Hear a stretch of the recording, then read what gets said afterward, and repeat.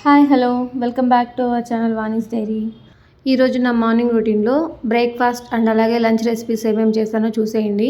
ఇంకా morning first లేస్తానే నైటే cut చేసి పెట్టుకున్నాను బీన్స్. మార్నింగ్ లంచ్ టిఫిన్ ఒకేసారి చేస్తాం కాబట్టి మార్నింగ్ లేసి అన్ని వెజిటబుల్స్ కట్ చేయాలంటే టైం సరిపోదు. అందుకే నైటే కట్ చేసి పెట్టుకున్నాను. ఇంకా వాటినైతే ఫ్రిడ్జ్లోంచి తీసి బయట పెట్టేశాను. ఇంక ఈరోజు అయితే ఉలవలు చింతచారు అలాగే బీన్స్ ఫ్రై చేద్దాం అనుకుంటున్నాను. ఇంకా బ్రేక్ఫాస్ట్లోకి అయితే దోశ అలాగే బొంబాయి చట్నీ చేస్తున్నాను. ముందుగా ఉలవల్ని నైటే సోక్ చేసి పెట్టుకున్నాను. 2 పిడికిళ్ళన్ని ఉలవలు సోక్ చేసి పెట్టుకున్నాను. వాటిని అయితే కుక్కర్లో పెట్టేశాను. 2 టమాటోలు కూడా పెట్టేసి కుక్కర్లో విజిల్స్కి అయితే పెట్టేశాను. ఆ విజిల్ కూడా వచ్చేస్తున్నాయి. ఇంక ఈలోపు నైట్ కడిగి పెట్టిన గిన్నెలన్నీ సర్దేస్తున్నాను. ఇంకా బీన్స్ కూడా వాటిని వాటర్లోకి వేసి పెట్టాను. ఇంకా ఇది విజిల్స్ వస్తానే మళ్ళీ వేరే కుక్కర్లో వీటిని కూడా కడిగేసి బీన్స్ ఇవి కూడా విజిల్స్కి పెట్టేస్తే ఫస్ట్ కుక్కర్లో పెట్టేటివన్నీ అర్లీగా మనము ఏదైనా ఇంకో పని చేసుకునేటప్పుడు పెట్టేస్తే మళ్ళీ తాలింపులు వేసుకోవడాలు ఇవన్నీ కొంచెం దగ్గరుండి చేసుకోవచ్చు. ఇంకా ఆలోపు అయితే నేను బాత్కి వెళ్ళేసి వచ్చేసాను. ఇంక ఇప్పుడైతే టమాటోస్ కూడా పెట్టాను అన్నాను కదా, ఇవైతే చింతచారు లెగ్ కూడా 2 టమాటోస్ కూడా కుక్ చేసి పెట్టేస్తాను, అంటే విజిల్స్కి పెట్టేశాను. ఇంక ఇదైతే మునగాకు సూప్ చేస్తున్నాను ఈరోజు. ఇంకా ఒకేసారి ఉలవల్లోకే వేసి పెట్టేశాను. ఒక టమాటా ఒక ఆనియను. మామూలుగా అది లేకపోతే మనం కుక్కర్లో అయినా సపరేట్గా పెట్టుకోవాల్సింది. ఇంకొకేసారి ఉలవల్లోకే వేసి పెట్టేశాను.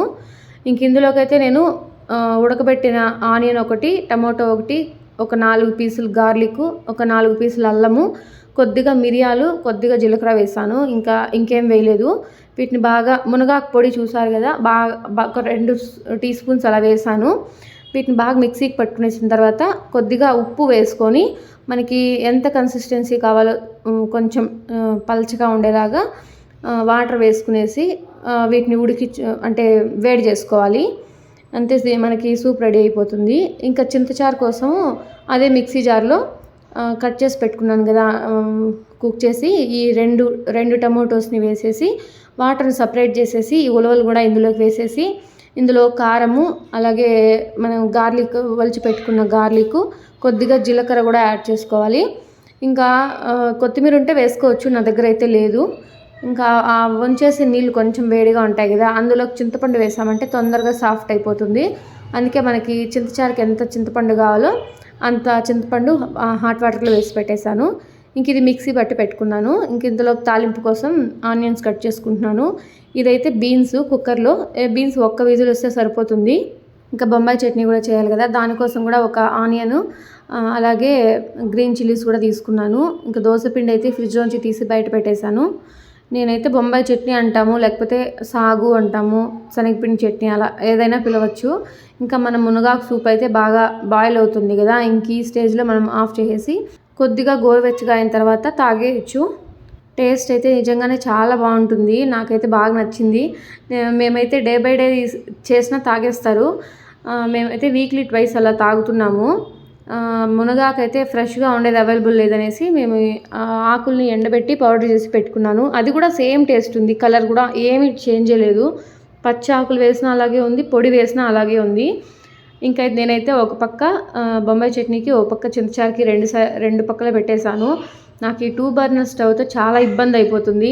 మార్నింగ్ మా ఆయన వాకింగ్కి వెళ్ళేసి వచ్చేసరికి హాట్ వాటర్ అడుగుతారు. హాట్ వాటర్ అంటే జీరా వాము పౌడర్ వేసి వాటర్ బాయిల్ చేసి స్ట్రెయిన్ చేసి ఇస్తాను, అవే అడుగుతాడు. ఇంకా ఇవి ఏది పక్కన దించి పెట్టేసి అది హాట్ వాటర్ పెట్టేకి కూడా నాకు అవైలబిలిటీ ఉండదు. ఎందుకంటే ఇవి మధ్యలో తీసేస్తే మళ్ళీ టేస్ట్ కూడా మారిపోతాయి కదా, అందుకనేసి ఇంకా ఈసారి మాత్రం తీసుకుంటే 4 బర్నర్ స్టవే తీసుకోవాలి అనుకుంటున్నాను. ముందే ఆ పని చేస్తుంటే బాగుండేది.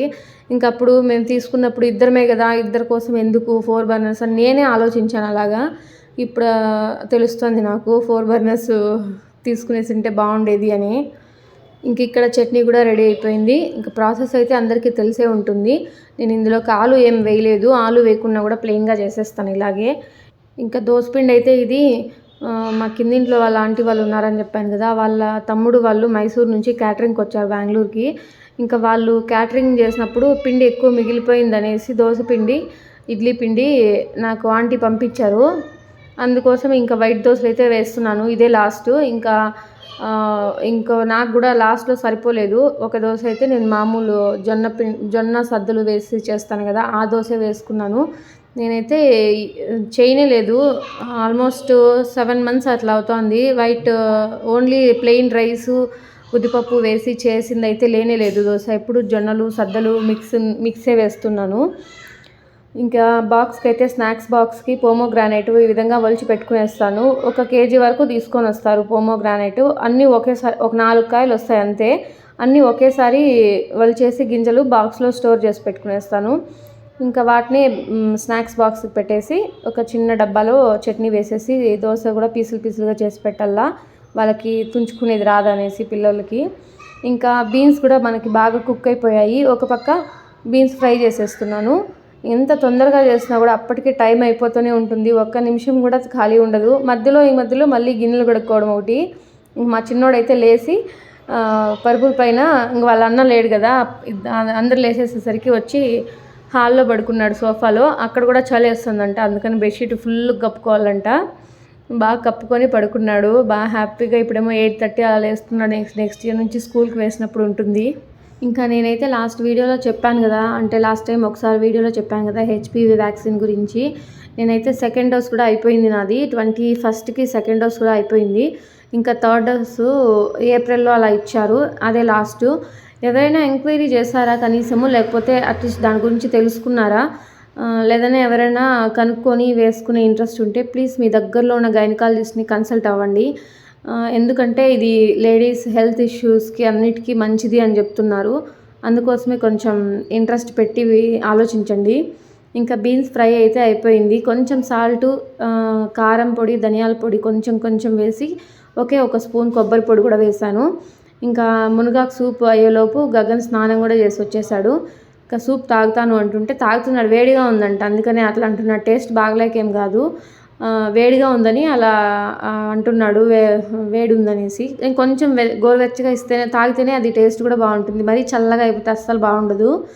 ఇంకా నేను గగన్ ఇద్దరం కలిసి 1.5 గ్లాస్ సూప్ తాగేసాము. ఇది మిగిలిన ఉలవల్ని నైట్ నానబెట్టాను కదా, వాటిని నైటే మొలగట్టి పెట్టాను. అవి ఇప్పటికే కొంచెం వచ్చినాయి. ఇంకా రేపు మార్నింగ్ కల్లా బాగా వచ్చేస్తాయి. ఇంకా ఇద్దరం కలిపి తాగేసాము 1 గ్లాస్ ఫుల్గా. ఇంకో ½ గ్లాస్ అయితే నేనే తాగాను. ఇంకా ఇదైతే నా బ్రేక్ఫాస్ట్. సాగు, అలాగే ముందు రోజుది చట్నీ. ఇంకా మధ్యాహ్నం లంచ్లోకి అయితే రాగి ముద్ద చేశాను. రాగి ముద్ద విత్ ఉలవల చింతచారు చాలా బాగుంటుంది కాంబినేషను. నాకైతే బాగా ఇష్టం ఉలవల చారులోకి ఈ విధంగా రాగి సంగటి. అది కాకపోయినా కూడా నేను మధ్యాహ్నం రాగి సంగటే చేస్తాను. పిల్లల కోసం కూడా అదే చేస్తాను. ఇదైతే పిల్లలకు తినిపించడం కోసం కలుపుకుంటున్నాను. సంగటి చేసిన రోజు ఈ విధంగా ఇద్దరికి తినిపించేస్తే వాళ్ళు తినేది రాదు సంగట్లో సరిగ్గా కూర అద్దుకొని, అందుకనేసి నేను తినిపించేస్తాను. ఓకే, మరి చూసారు కదా బ్రేక్ఫాస్ట్ అండ్ అలాగే లంచ్ రెసిపీస్. మీకు ఎలా అనిపించింది? ఈ రెసిపీస్లో మీ ఫేవరెట్ ఏది అనేది కామెంట్ చేయండి. Thanks for watching. బాయ్.